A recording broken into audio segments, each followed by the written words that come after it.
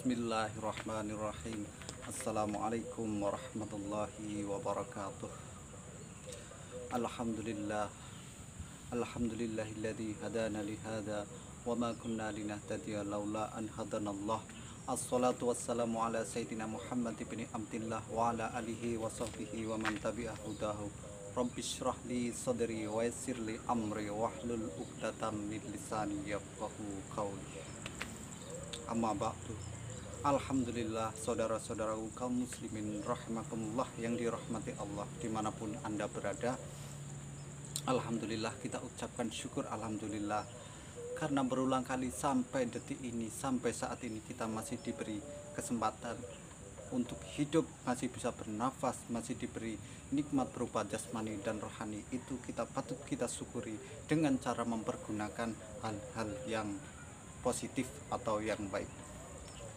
Dan tidak lupa salawat dan salam kita haturkan kepada junjungan Nabi besar Muhammad Rasulullah Sallallahu Alaihi Wasallam. Baik pemirsa kaum muslimin rahimakumullah dimanapun Anda berada, mari kita lanjutkan kajian tentang tanda-tanda hari kiamat. Tanda hari kiamat itu, kiamatnya bumi itu pasti terjadi, cuma tidak ada yang tahu kecuali yang maha kuasa, kecuali Allah. Tapi hari kiamat itu pasti akan ada tanda-tandanya. Tanda-tandanya itu sudah dijelaskan dan diterangkan oleh para ulama, para kiai yang alim, yang soleh kepada para ulama-ulama yang besar, dari ulama-ulama yang besar. Baik pemirsa, saudara-saudara kaum muslimin rahimakumullah, mari kita lanjutkan tentang kajian tentang tanda-tanda hari kiamat yang mana mengacu kepada kitab rujukan yang ditulis karyanya oleh ulama besar Kiai Haji Misbah Zainil Mustafa dari Tuban, Jawa Timur. Bismillahirrahmanirrahim. Kurang lebihnya untuk tanda-tanda selanjutnya adalah ing masjide podo banter suarane. Ing masjide podo banter suarane. Maksudnya itu dalam bahasa Jawa, maksudnya adalah ketika zaman akhir, ketika sudah ada di masjid itu orang-orang, itu pemuda atau warga atau masyarakat atau anak-anak, itu ketika di dalam masjid itu suaranya sama bersaingan untuk keras. Seharusnya di masjid itu digunakan untuk iktikaf, membaca Al-Quran, dersan Al-Quran atau dan yang lain sebagainya, sholat sunnah atau sholat dan lain sebagainya. Justru salah satu tandanya nanti yang akan datang adalah ketika di masjid itu, di dalam masjid itu suaranya sama keras-kerasan, sama mengeraskan suara, berteriak-teriak tanpa mengenal malu, tanpa mengenal yang dibuat berteriak-teriak itu, sama ngomong keras-keras, digunakan untuk menggunjing atau dan yang lain sebagainya. Tidak tahu bahwa itu adalah rumah Allah untuk beribadah, yang digunakan untuk hal-hal yang baik dan berkaitan untuk kemaslahatan umum dan kajian-kajian agama.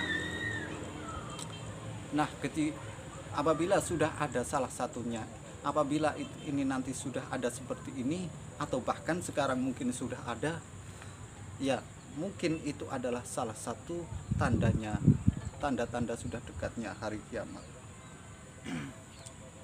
Untuk yang selanjutnya, kitab Al-Quran empreh ilang kemuliaane. Kitab Al-Quran empreh ilang kemuliaane, empreh. Jadi kitab Al-Quran itu adalah kitab suci, kitab agama Islam, kitab yang sangat diagungkan karena kita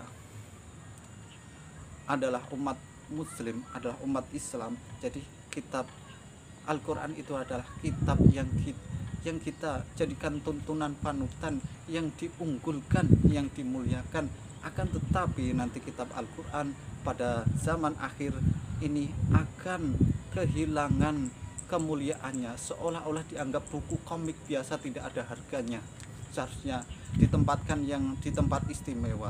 Bisa-bisa kitab Al-Quran itu dianggap empreh, mungkin ditaruh di bawah yang nantinya bisa diinjak atau dan lain sebagainya. Seharusnya kitab Al-Quran itu ditempatkan yang di tempat rak yang tinggi supaya tidak terinjak atau tidak diduduki oleh orang. Akan tetapi kemungkinan salah satunya tanda nanti kitab Al-Quran itu akan kehilangan kemuliaannya dengan tidak ada harganya, bahkan disamakan oleh komik atau novel-novel biasa. Naudzubillah min dzalik. Semoga kita jangan termasuk orang-orang yang seperti itu.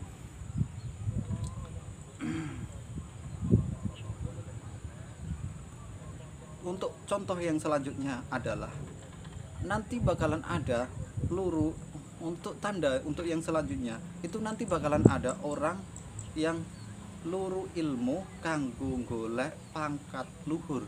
Nah, pada zaman akhir ini tandanya adalah salah satunya adalah orang yang menuntut ilmu itu bukan untuk memperbaiki dirinya, untuk memperbaiki lingkungan sekitarnya, untuk kemaslahatan umum, akan tetapi tujuannya untuk menuntut ilmu ini adalah untuk mencari pangkat yang tinggi, alias untuk demi kepentingan dirinya sendiri, kepentingan pribadi, untuk kekayaannya sendiri, untuk kesenangannya pribadi, untuk kesenangan nafsunya dan keluarganya saja, bahkan untuk kepentingan umum, kemaslahatan umum tidak dipikirkan. Yang penting dia mendapatkan pangkat yang tinggi dan kemuliaan di dunia, tidak memikirkan untuk kemaslahatan, untuk lingkungannya sejahtera, tidak.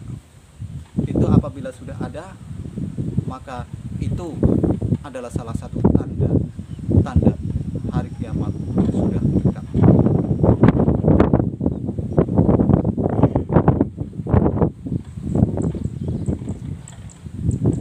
Golek ilmu ora kanggo syukur, nota awak ben bisa syukur.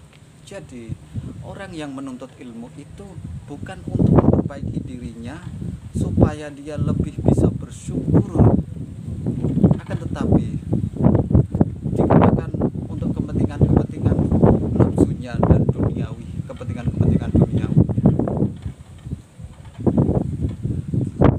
Yang selanjutnya, wong kang gede ora welas karo wong cilik. Nah, ini untuk